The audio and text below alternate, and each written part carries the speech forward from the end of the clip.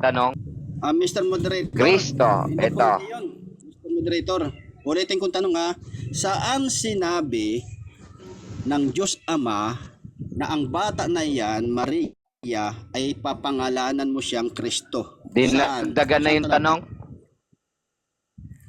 O, yan na naman. Wala na naman. Pangatlong tanong.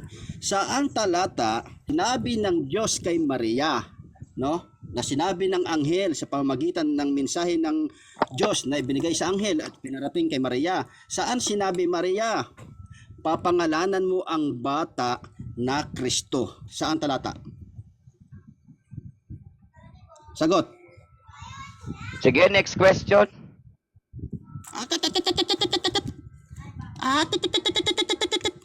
Okay na, Mr. Moderator. Wala na may sagot eh. Mr. Moderator, 4 na tanong, walang sinagot kahit isa. Sige na. Next question. Okay na, Mr. Moderator, wave ko na. Okay, sige. Meron na lang. Kanina. Ayun po, mga kaibigan, mga kahigala, mga kaibayo, ang balitaktakan, tanungan na iniatid sa atin ng Impronto Debate. Ano ang tunay na iglesia? Ang nagdidebate po ay si Nice One ng RCC at si Ruben De La Rosa ng INC. Pareho po silang afirmatibo dito sa paksang ito.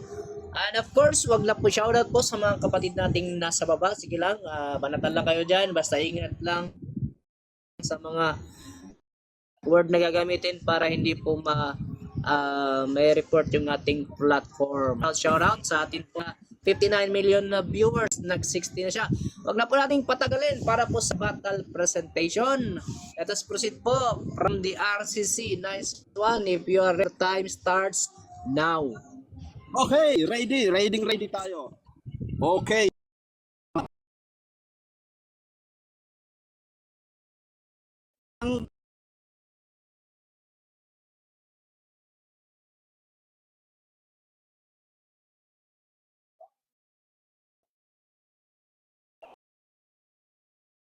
Na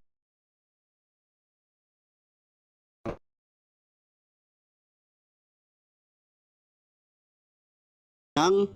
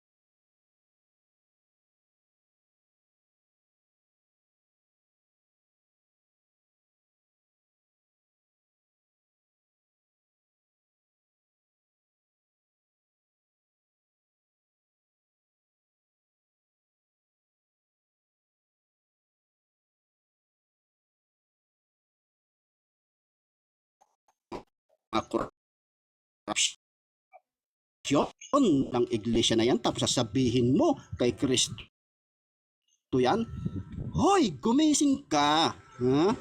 Gumising ka, Otoy. Mali, wala ka sa wisyo, no?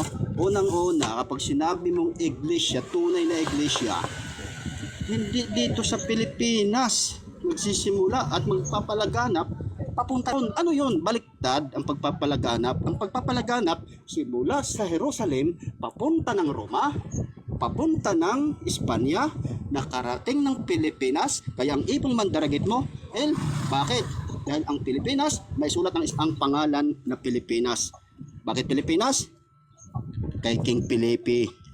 Katoliko yun. Hoy, gising. At sino nakadiscover? Magellan. Baliktad ang iglesia kinaniban mo. Halatang peke. No? Peke yan. Pambihira ka naman talaga. Hindi ka talaga marunong. Kunik kung saan po dapat manggagaling ang tunay na iglesia. Hindi po sa Pilipinas. Hindi dito sa Pilipinas. Isasabihin na naman ng ating kaibigan sa pamamagitan nga ni Felix, saan nga sa Biblia? puro hula. Doon sa Isaiah, sa Lumang Tipan, hula daw. Pagdating na sa ng fulfillment, ang nabuhay ng iglesia mo, Robin? Ano ba yan? Hindi ka pa ba natatauhan dyan, Otoy? Ha? Walang fulfillment. Hula na naman dito sa Revelation. Hula na naman ni Juan. Ano ba yan? Puro hula. Asa lang fulfillment? Hanapin, kung hanapan kita ngayon ng fulfillment, may resibo ka ba? Ha? Robin, sumagot ka. Binibigyan kita ng 1 minuto para sumagot. May papakita ka bang resibo? Ha?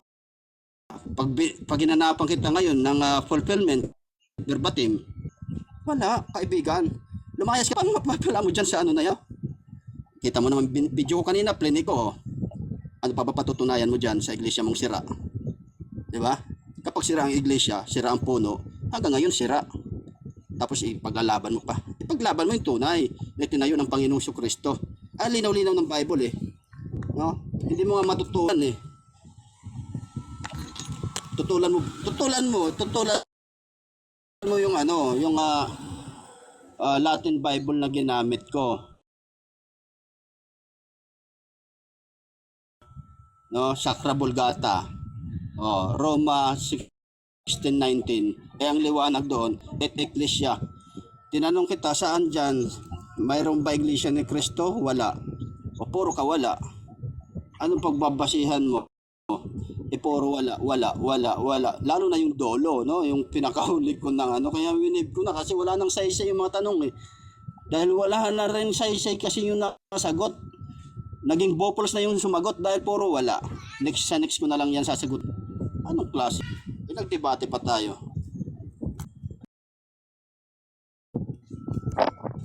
Okay, yan po ang 10 minutong rebata. Ito po sa improv. Who is the true church? Iglesia Katolika Apostolika Romana. Okay, sa original na manuscript ay Objection, moderator. Iglesia ni Kristo. Objection. Okay, ano po objection? Okay. Ang tanong ko po, dahil sa ipinapakita ko, this is lahat ng Counter kayo or sasagot kayo? Mr. First Speaker.